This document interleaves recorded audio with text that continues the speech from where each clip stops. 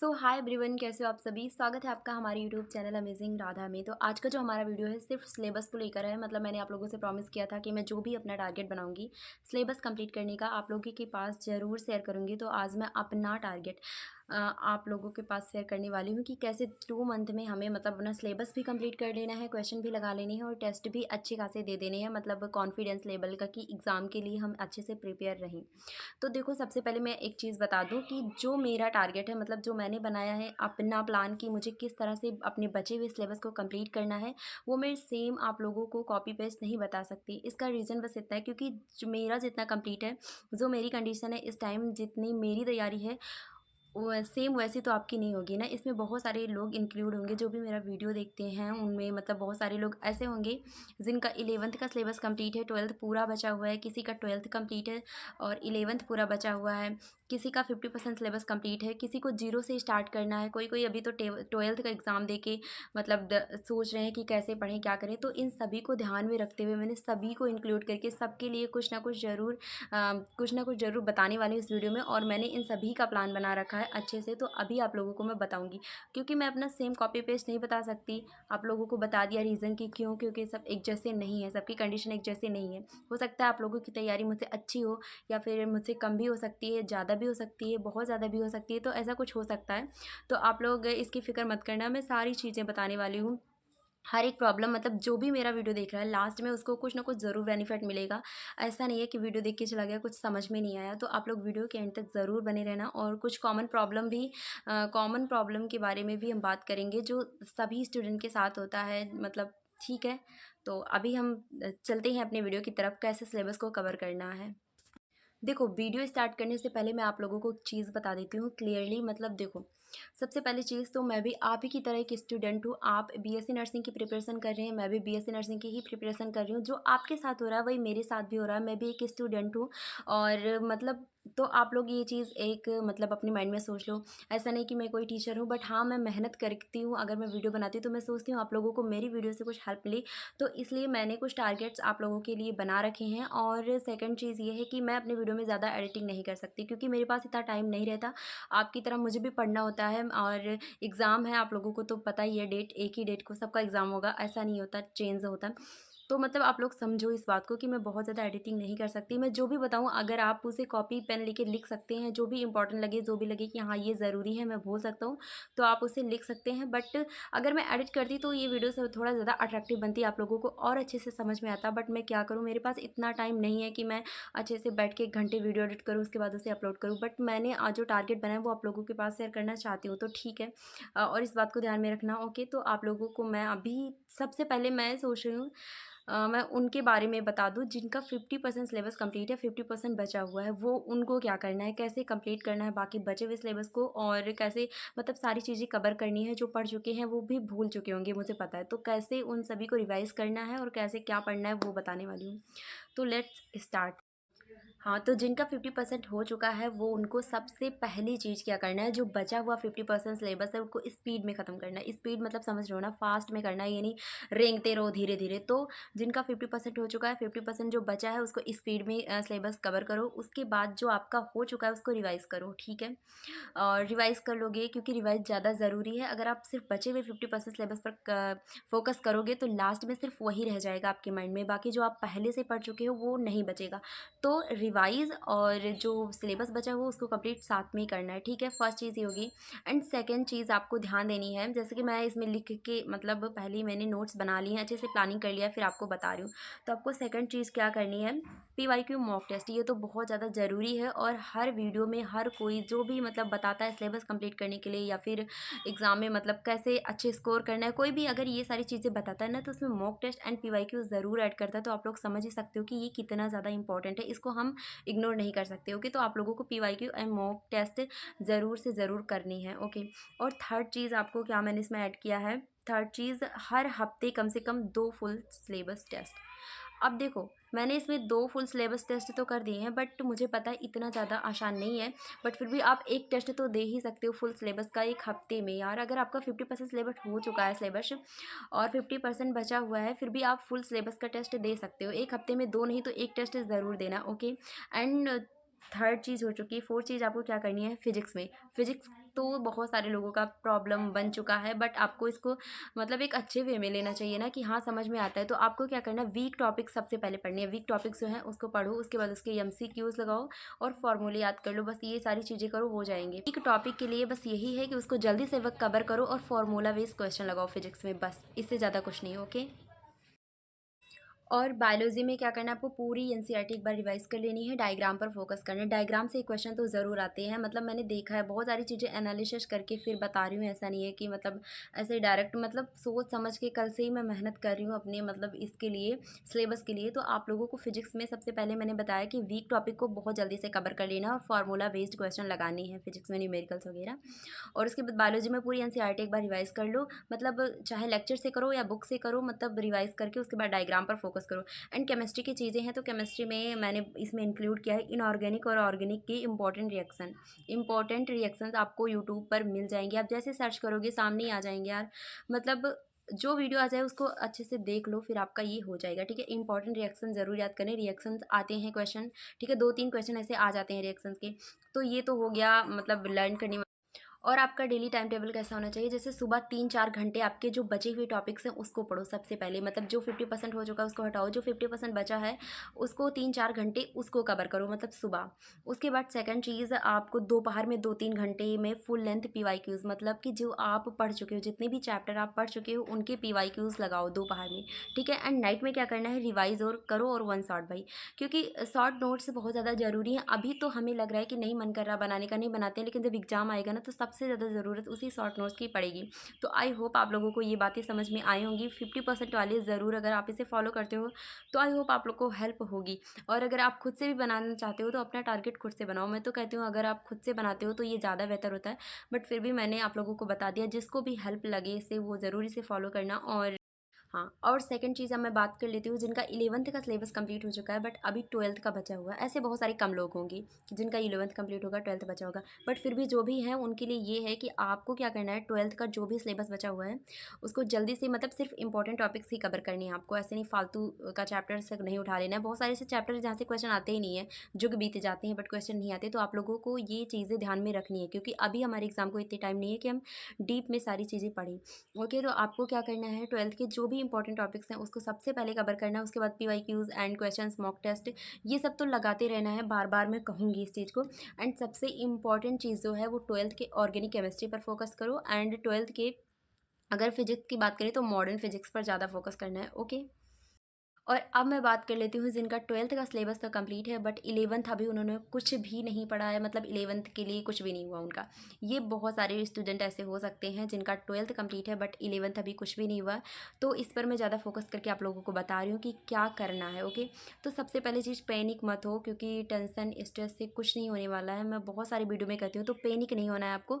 बस आपको क्या करना है, सारी आप वेस्ट तो आपका हो ही चुका है, क्योंकि 12th आपका मतलब हो चुका है, तो इसका मतलब वेस्ट ठीक है यार, क्योंकि 12th थोड़ा ज़्यादा मायने रखता है। मतलब 11th से भी क्वेश्चन आते हैं, ऐसा नहीं है कि नहीं आते हैं, दोनों से यार आते हैं, बस थोड़ा बहुत अगर मैं ज़्यादा देखूँ तो कभी कभी 11th से भी ज़्यादा क्वेश्चन आ जाते हैं, कभी कभी 12th से, तो दोनों को हम बराबर ही समझते हैं। बट अगर आपका 12th कंप्लीट है, 11th बचा हुआ है, तो मैं इसके लिए ये स्ट्रैटेजी बता रही हूँ, मैंने लिख रखा है इसमें। ठीक है, तो सिर्फ फास्ट रिवीजन और mock test, fast revision, mock test तो मैं हर स्ट्रैटेजी में बता रही हूँ, तो आप लोग समझ सकते हैं ना कि कितना ज़्यादा इंपॉर्टेंट है। ओके, मैं खुद भी देती हूँ मॉक टेस्ट, अभी मैंने बहुत ज़्यादा नहीं दिए बट अभी मुझे देना है। ओके, एंड और हर 3 दिन में फुल लेंथ का टेस्ट मैंने इसमें ऐड तो कर दिया, बट अभी बताते टाइम मुझे ऐसा लग रहा है कि ऐसा हो नहीं पाएगा। हर 3 दिन में फुल लेंथ का टेस्ट नहीं हो पाएगा।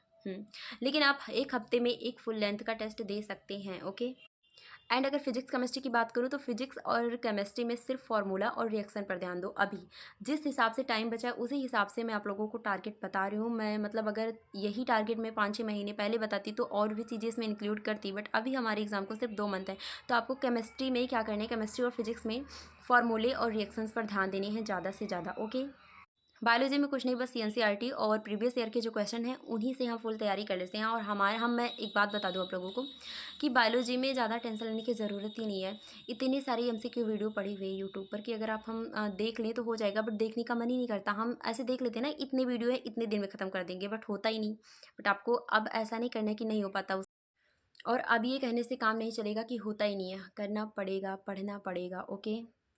और आपका डेली रूटीन कैसा होना चाहिए? आपका डेली रूटीन मतलब सुबह क्या करना है आपको? फिजिक्स एंड बायोलॉजी इनके इंपॉर्टेंट टॉपिक्स को पढ़ने हैं अच्छे से, मतलब क्वेश्चंस लगाने हैं सुबह। एंड दोपहर में केमिस्ट्री एंड मॉक टेस्ट देने हैं। बायो फिजिक्स या फिर बायो केमिस्ट्री आप उसमें ले सकते हैं, ठीक है, मॉर्निंग के टाइम में। और दोपहर में एक या तो फिजिक्स का चैप्टर लेना है या तो केमिस्ट्री का चैप्टर लेना है, मतलब आपको जिस हिसाब से ठीक लगे। ऐसा नहीं है जैसा मैं ही बोल रही हूँ वैसा भी, लेकिन मेरी वीडियो से भी आपको थोड़ी सी हेल्प मिल सकती है। कुछ मेरा भी ऐड कर लो, कुछ अपना भी बना लो, तो ऐसे कॉम्बिनेशन करके आपको बहुत अच्छी हेल्प मिल सकती है, ओके। एंड तो जिनका मतलब 11th 12th कंप्लीट है, 11th बचा हुआ, उनके लिए ये स्ट्रैटेजी थी। आपको मतलब 12th पर ज़्यादा फोकस करनी है, 11th पर भी करनी है एंड 12th, मतलब बार बार मैं यही चीज़ें बार बार इक्वल करने की कोशिश करती हूँ, बट ठीक है, कोई बात नहीं, आप लोग अच्छे से पढ़ो। एंड जो भी स्ट्रैटेजी हो, और अगर आपको ऐसी भी स्ट्रैटेजी चाहिए कि किस दिन किस चैप्टर को कंप्लीट करना है, मैं बताने के लिए रेडी हूँ। मैं तो अपने लिए बनाई हूँ, बट अगर मैं वही कॉपी पेस्ट कर दूँ तो इसमें सिर्फ एक दो लोगों को हेल्प मिलेगी, बट ऐसा नहीं करना है ना मुझे। जो भी मेरे वीडियो देखते हैं उन सभी को हेल्प मिले, मैं ये सोचती हूँ, ओके। तो मैंने आपको बता दिया सुबह क्या करना है एंड दोपहर में क्या करना है, एंड नाइट में आपको जीके और नर्सिंग एप्टीट्यूड, इंग्लिश, इन सबको भी इंक्लूड करना है यार। क्योंकि एम्स में तो नहीं आता, बट और एग्ज़ाम में तो आते हैं ना। तो नर्सिंग एप्टीट्यूड एंड इंग्लिश बहुत ज़्यादा ज़रूरी है, क्योंकि अभी हमारे 21 मई को यूपी वाला भी एग्ज़ाम है। बात कर लेते हैं जिनका 0% सिलेबस कंप्लीट है, मतलब बिल्कुल भी नहीं कंप्लीट है। ऐसा मतलब कोई हो ही नहीं सकता। सबसे पहली चीज़ मैं आपको बता दूँ, ऐसा कोई हो ही नहीं सकता कि जिसका कुछ भी सिलेबस ना कंप्लीट हो।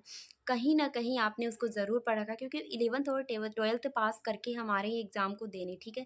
तो यही दोनों का सिलेबस आता है। तो ऐसा तो नहीं है कि आपने एक भी चैप्टर नहीं पढ़ रखा है, तो आप खुद को ज़ीरो मत समझो। आप मतलब वेस्ट कर सकते हो, कुछ भी कर सकते हैं, मतलब हमारे पास इतनी ताकत होती है कि हम कुछ भी कर सकते हैं। तो आपको पैनिक नहीं होना है, सबसे पहली चीज़। आपने कुछ नहीं पढ़ा, आपको ऐसा लग रहा है, बट नहीं, आपके माइंड ने पढ़ रखा है। एक बार सारी चीज़ें आपने पढ़ रखी है, बट आपको उस चीज़ों को रिकॉल करने की ज़रूरत है, उसको फिर से याद करने की ज़रूरत है, ठीक है? तो मैं बताती हूँ आपको करना क्या है। अगर आपको ऐसा लग रहा है कि मेरी अभी बिल्कुल भी तैयारी नहीं हुई है, तो आप इस चीज़ को सबसे पहले अपने माइंड से निकाल दो। आपने ये माइंडसेट बना लिया है कि मेरा अभी कुछ भी नहीं कंप्लीट है, तो आप इसको अपने माइंड से निकाल दो, ओके? तो सबसे पहली चीज़ आपको क्या ध्यान देना है? Focus, focus.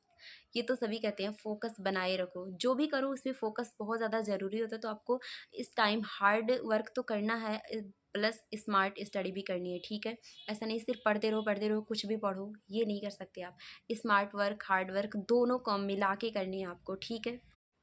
तो ठीक है, आपको करना क्या है, एक कॉपी लो और पेन लो। सच में जो मैं बता रही हूँ आप उसको लिखो, क्योंकि आपका कुछ नहीं, आपको ऐसा लगता है कि मेरा कुछ नहीं हुआ, बट आपका हो चुका है, ठीक है? लेकिन आप लिखो।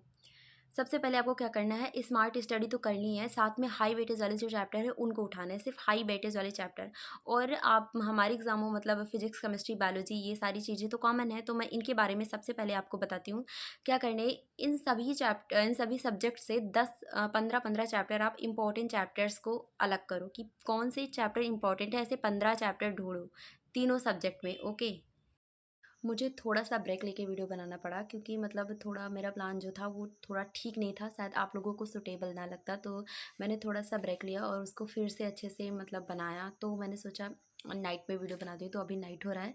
तो जीरो से स्टार्ट वाले के लिए मैंने सबसे पहली चीज़ आपको ये बताई है कि पैनिक नहीं होना, ठीक है?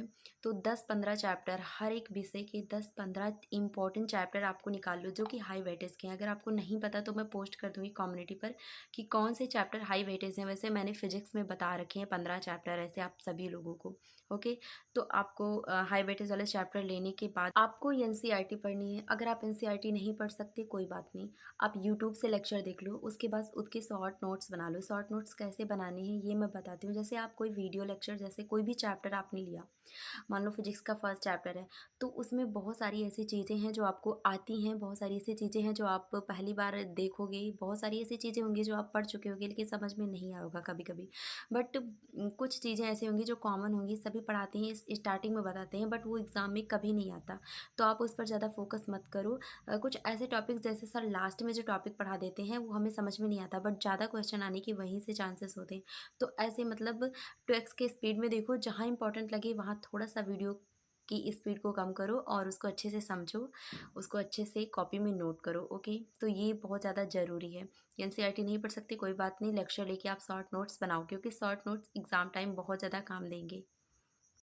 ओके, तो आपने ये सब करना है। एंड अगर मैं फिजिक्स की बात करूँ तो फिजिक्स में देखो फॉर्मूला होता है। तो जैसे आपने कोई एक चैप्टर लिया, उसमें बहुत सारे ऐसे फॉर्मूले होते हैं, तो आपको भी ये चीज़ें पता है कि कौन से मतलब फॉर्मूले बहुत ज़्यादा पूछे जाते हैं, कौन से इंपॉर्टेंट हैं, और वो याद भी हो जाएंगे। मतलब एक दो बार पढ़ लो डेली। कोई ज़रूरी नहीं है कि बैठ के रट्टा मारो। अगर आप डेली 2 बार उसे सिर्फ देख ही लेते हो तो आपके माइंड में हो जाएगा, ठीक है। तो फार्मूला बेस्ड क्वेश्चन थोड़ा सा ऐसे ध्यान रखो, और ये क्वेश्चन प्रैक्टिस फार्मूले से कर लिया करो। बस फार्मूले बेस्ड ही क्वेश्चन आते हैं, बहुत ज़्यादा डिफिकल्ट नहीं आता कि बहुत माइंड लगाना पड़ता है, फार्मूला बनाने पड़ते हैं। डायरेक्ट फार्मूले बेस पर ही क्वेश्चन आ जाते हैं। और केमिस्ट्री में क्या करनी है, इनऑर्गेनिक में तो सिर्फ रिएक्शंस रटने हैं, याद करने हैं, बस यही सारी चीज़ें हैं। ज़्यादा अगर आप इनऑर्गेनिक पर फोकस कर दो, ऑर्गेनिक इनऑर्गेनिक ये दोनों इंपॉर्टेंट है। ओके, फिजिकल केमिस्ट्री भी है बट उतना नहीं है जितना इनऑर्गेनिक और ऑर्गेनिक है। तो केमिस्ट्री पर इतना, और बायोलॉजी तो लाइन टू लाइन पढ़ लो, एनसीईआरटी वहीं से हो जाएगी। और अगर आप एनसीईआरटी नहीं पढ़ते हो तो लेक्चर ज़रूर देख लो, ठीक है। हाँ, तो बायोलॉजी यहाँ से हो जाएगी। तो बस यही सब करना है और ऐसे ही पढ़ते रहना है। देखो, मैं चाहती तो आप सभी को मतलब एक एक चैप्टर्स की भी बता देती कि एक दिन में इतने चैप्टर कंप्लीट करो, ऐसे करो, वैसे करो। बट देखो, मेरी वीडियो बहुत सारी कैटेगरी को लोग देखते हैं। आप खुद से अपना मतलब टारगेट सेट करो। जैसे मैंने बताया कि आपको मॉक टेस्ट ज़्यादा देने हैं, तो इस टॉपिक को आप नोट कर लो। एंड उसके बाद हाई वेटेज वाले चैप्टर आपको पढ़ने हैं, तो इस टॉपिक को नोट कर लो कि हाँ, फालतू के कुछ चैप्टर्स हैं जिनको नहीं पढ़ने, क्योंकि कोई ऐसा चैप्टर नहीं है जो फालतू है। सबसे पहली चीज़ ये। बट टाइम को देखते हुए मैंने बताया आपको कि कौन से, जहाँ से ज़्यादा क्वेश्चन आते हैं उस पर अभी हमें ज़्यादा फोकस करने की ज़रूरत है। ओके, तो आपको चीज़ें अगर समझ में आई होंगी तो ठीक है। अगर कोई और डाउट होगा तो ज़रूर पूछना। एंड चलो, अब कुछ कॉमन प्रॉब्लम के बारे में बात कर लेते हैं। मतलब कॉमन प्रॉब्लम मतलब जो सभी के साथ होती है। सबसे पहली चीज़ आती है फिजिक्स। तो फिजिक्स में हमें करना क्या है, कॉन्सेप्ट को समझना है, उसके बाद फॉर्मूले बेस्ड क्वेश्चन करना है। थ्योरी में नहीं उलझना है, ठीक है, साफ बात। क्योंकि थ्योरी नहीं काम आएगी। थ्योरी पूछी जाती है यूपीपीएससी नर्सिंग में, वो भी मतलब अब उसमें भी बहुत ज़्यादा थ्योरी नहीं होता है। तो थ्योरी में मत उलझो। साफ करने का मतलब ये है कॉन्सेप्ट और फार्मूला बेस्ड क्वेश्चन। केमिस्ट्री में इनऑर्गेनिक के जो भी इंपॉर्टेंट क्वेश्चन है उसको रट्टा मार लो एकदम से। एंड ऑर्गेनिक की कुछ रिएक्शंस उसको रट लो जो इंपॉर्टेंट है, यूट्यूब पर मिल जाएंगे। ओके, बायोलॉजी में बहुत सारी चीज़ें होती हैं, हम पढ़ने के बाद भी भूल जाते हैं, लेकिन अगर बार बार हम देखेंगे, रिवाइज करेंगे तो वो चीज़ें याद होती रहेंगी।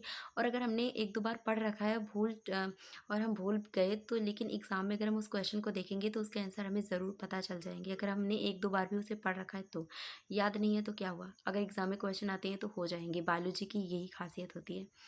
और नर्सिंग एप्टीट्यूड में सिर्फ प्रीवियस ईयर क्वेश्चन और मॉक टेस्ट, बस यही। क्योंकि अब एक्स्ट्रा कैसे पढ़ सकते हैं, नहीं पढ़ सकते ना। और कम टाइम बचा हुआ है तो यही सोच के पैनिक और स्ट्रेस हो गए, तो फिर ज़्यादा पढ़ने के चक्कर में हम कम भी नहीं पढ़ पाएंगे। मतलब बहुत ज़्यादा अगर पढ़ने का सोचेंगे तो जो थोड़ा बहुत पढ़ सकते हैं वो भी नहीं पढ़ पाएंगे, तो ऐसा नहीं करना। ओके, और वीडियो बहुत ज़्यादा लंबा हो गया, इट्स ओके, कोई बात नहीं। अगर आपको हेल्प मिली हो वीडियो को तो लाइक करना एंड कमेंट ज़रूर करना। And bye bye guys.